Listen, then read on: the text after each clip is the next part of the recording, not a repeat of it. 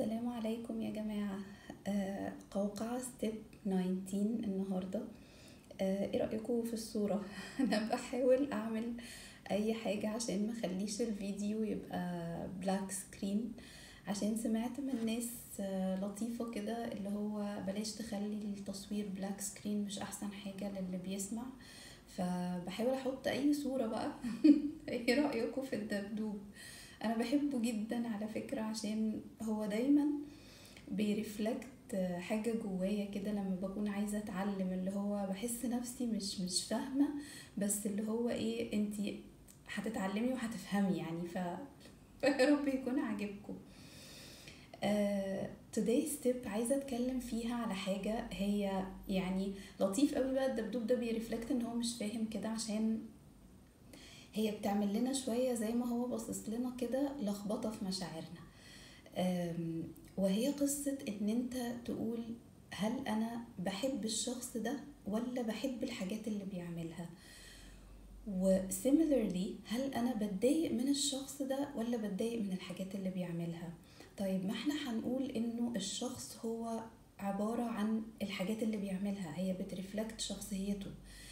لكن الفرق هنا يا جماعة هو انه زي ما ربنا بيقول فألهمها فجورها وتقواها، يعني احنا مفيش حد فينا ولا كله حلو ولا كله وحش، احنا ميكستشر بين الاتنين. فساعات كتير مثلا ممكن تلاقي شخصية، يعني مثلا واحد ممكن يكون حنين ويكون جدع بس يكون متشائم. تمام، يعني خلينا نحط التلاتة كده، التلات طباع دول، ونقول ان هو حنين جدع متشائم. حتى مش عايزين نقول هو حنين وجدع بس متشائم، لا احنا هنحط التركيبة كلها في الشخص ده، فنقول انه انا بحب الشخص ده. طيب انا بحبه ايه يعني على بعضه كده، وهو جدع وحنين ومتشائم، ولا انا بحب فيه ان هو حنين وبحب فيه ان هو جدع بس بيضايقني فيه ان هو متشائم. طيب واحدة فور اكزامبل بشوشة خدومة فضولية، مش هنقول حتى بس فضولية، هل انا بقول انا بحبها، هي صاحبتي فانا بحبها جدا عشان هي الثلاث حاجات دول في بعض، ولا انا بحب فيها انها بشوشة وانها خدومة بس هي فضولية فده اللي بيضايقني فيها. طيب ليه انا بتكلم على الموضوع ده يا جماعة؟ عشان هو بيأثر قوي في الكوميونيكيشن سكيلز بيننا وبين الناس. ساعات انت ممكن تحس ان انت بتحب حد لمجرد ان انت انبهرت بواحدة من الثلاث طبائع دول، او لو عنده اكتر او لو عنده اقل. يعني مثلا بيكون first impression اللي اداهولك الشخص ده، الانطباع الاول اللي سابه عندك انه هو شخص بشوش، فاللي خطفك اول مرة فيه كده انه هو بشوش ومقبل على الحياة، فانت حبيته. المشاعر بتاعتنا عامة بتبقى شوية عقلنا ما بيتدخلش فيها إلا بعد فترة. فلما بنقول ان احنا انبهرنا بحاجة كده عقلنا ما بيترجمش ان احنا انبهرنا، هو احنا على طول بنحب الشخص ده عشان هو ودود مثلا او عشان هو خدوم، فنيجي نقول انا بحب الشخص ده جدا اصل هو خدوم قوي.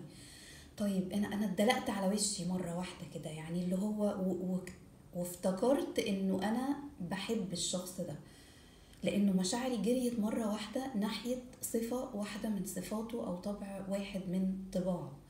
فدي مش بتبقى اكتر حاجة هيلثي يا جماعة، لانه الشخص ده مركب من صفات تانية. فلازم لما نحس ان احنا انبهرنا مرة واحدة بصفة معينة جذابة في شخص ما، لازم نتعمق في ان احنا نعرفه اكتر ونعرف الجوانب اللي في شخصيته اكتر، لحد ما نوصل لان هو صحيح فعلا هو جدع وهو خدوم وهو بشوش، بس فور اكزامبل هو فضولي. وانا الصفة دي بتضايقني جدا في الناس. طب انا ليه قبلتها في الشخص ده؟ عشان انا انبهرت بكذا حاجة تانية الاول. طيب فيبقى ما يصحش انه انا اتدلق مرة واحدة عشان في صفة معينة بتضايقني عامة في الناس، وهي انهم يكونوا فضوليين. بس انا ليه قبلتها في الشخص ده؟ ما انا عارفة انه عرفت ان هو فضولي لمجرد انه انا انبهرت بصفة معينة فيه في الاول. فلما ظهرت صفة الفضولية او طبع الفضولية، رحت واخداه في جملة الصفات اللي عجباني في الشخص ده، مع اني عارفة انه ممكن in the long run انا عارفة ان الصفة دي بتأذيني، لانها بتأذيني في ناس تانية من اول تعامل بيني وبينهم. لكن انا I accepted it في الشخص ده عشان انا عجبني فيه حاجات تانية. فلازم نتريث وناخد نفسنا هنا كده ونشوف احنا فعلا بنحب بقى الشخص ده جملة على بعضه. يعني انا قبله بقى كله على بعضه بما فيه صفة الفضولية اللي بتضايقني في ناس تانيين، بس انا عندي استعداد ان انا اتقبلها فيه، يبقى تمام خلاص ده قراري بقى، هشيله بقى باكج على بعضها. يبقى انا هنا قررت ان انا هاخده كله حاجة واحدة. لكن لو هو في صفة من اللي بتضايقني في غيره وانا حطها على جنب بس لمجرد ان انا مبهورة او معجبة بصفات تانية فيه، يبقى خليني اقف مع نفسي كده وادي نفسي تشانس، يعني another chance، انه انا اشوف هاكسبت الشخص ده بالصفة اللي مش بتعجبني في الناس التانية، ولا انا محتاجة اعمل ايه. طيب تعالوا نروح الناحية التانية، وهي ان انت تبقى في العكس بقى، انا بتضايق من الشخص ده او انا بكره الشخص ده. طب ليه؟ عشان هقول فور اكزامبل انه الشخص ده فضولي. انا هنا بقى ركزت مع ايه؟ سبت ان هو شخص جدع، وسبت ان هو شخص بشوش، وسبت ان هو شخص خدوم، بس ركزت مع قصة ان هو فضولي وانا الصفة دي بتضايقني جدا. فرحت حاطة المشاعر كلها في باكج واحدة، وقلت حطيت مشاعري انا في باكج واحده، وقلت الصفات دي كلها مع بعضها انا مش شايفه فيها غير ان هو فضولي، لا انا بكرهه جدا.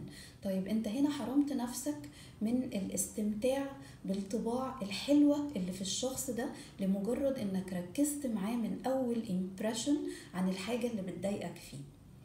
طيب يبقى واجب علينا هنا كمان يا جماعة، زي ما قلنا ان احنا بندي نفسنا another chance في المرة الاولى، وعشان ما ندلقش على وشنا، عشان نعرف نقرر اذا كنا فعلا بنحب الشخص ده باكج واحدة على بعضها ولا لا. نفس الحاجة بتيجي مع قصة ان احنا هل احنا بنتضايق منه او بنكرهه. طيب لازم ادي نفسي فرصة ان انا اذاكر الشخصية دي، يعني ما احرمش نفسي من اني لمجرد اني عرفت ان هو شخص فضولي وانا الصفة دي بتضايقني، طب ادي نفسي فرصة تانية ان انا ادور على الحاجات الحلوة اللي جوه الشخص ده. يمكن لما اعرفها يبقى انا اجن عقلي قرر انه انا اكسبت اني اخد الشخص ده باكج على بعضها. فما يصحش ان احنا ولا في قصة انه نبقى متضايقين من شخص في صفة ما واحدة نقول انا بكره الشخص ده جملة، او ان احنا يكون عاجبنا في الشخص ده صفة واحدة او طبع واحد فنقول انا بحب الشخص ده. خلي كلمة انا بكره وانا بحب دي بعد كذا فرصة بتديها لنفسك ان انت تتعرف على طباع الشخص اللي قدامك، عشان لما تقرر انه انا بحب الشخص ده او انا بكره الشخص ده يبقى هنا قرارك في محله بعد كذا تجربة وبعد تعمق في دراسة الشخصية اللي قدامك.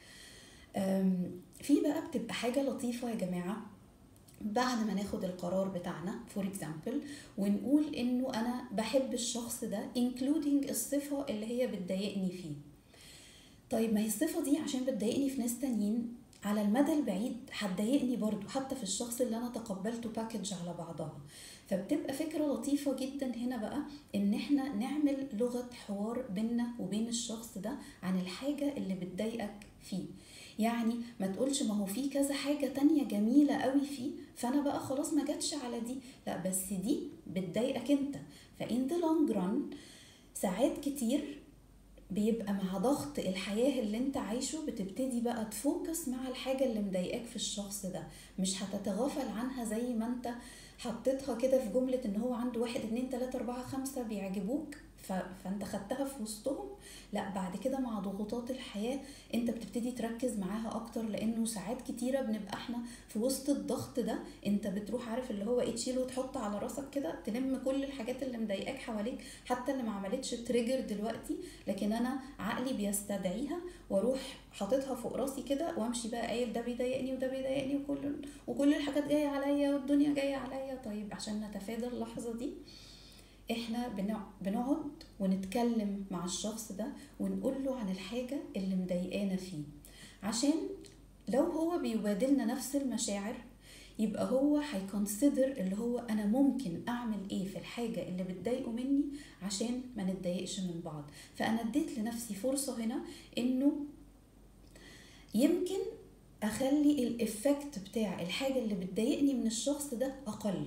هي مش هتختفي لان هي حاجه موجوده في طبعه برضو، فهو صحيح هيشتغل عليها وممكن بجد ما تبقاش موجوده بعد فتره لو هو seriously decided انه يغير القصه دي فيه، بس هي بتبقى محتاجه يا جماعه مجهود ووقت. فلازم نكون صبورين ولازم نallow فور انه حتى لو هو قرر يغيرها عشاني هيحصل ريلابسز كتيرة وهيرجع يقع في الحاجة اللي هي في طبعه. فخلينا بس نتقبل ونابريشيت ونديله كريدت انه هو بيحاول يعمل حاجة عشان خاطرنا، وانه الكلام ده حصل بسبب لغة الحوار اللي قررنا ان احنا نفتح بيها موضوع بيننا وبين الشخص ده.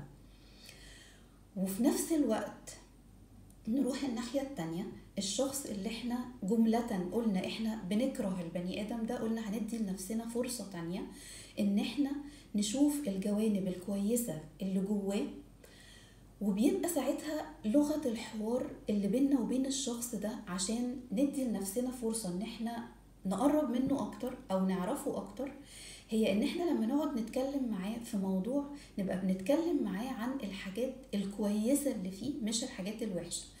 الكويسة والوحشة دي على فكرة نسبيا بالنسبة لنا احنا، لكن هي ممكن تكون بالنسبة له هو مش كده.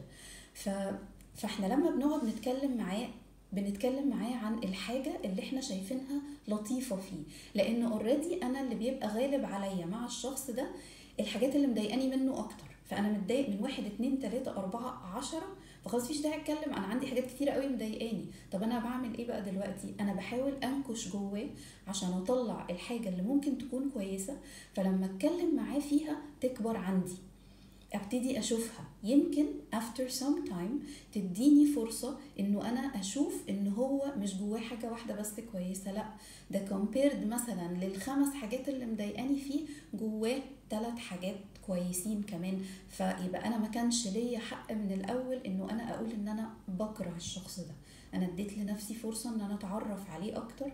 فمش لازم اقول ان انا هوصل لمرحلة ان انا بحب الشخص ده، لا بس انا ما حرمتش نفسي من التعامل مع الحاجات الجميلة اللي جواه.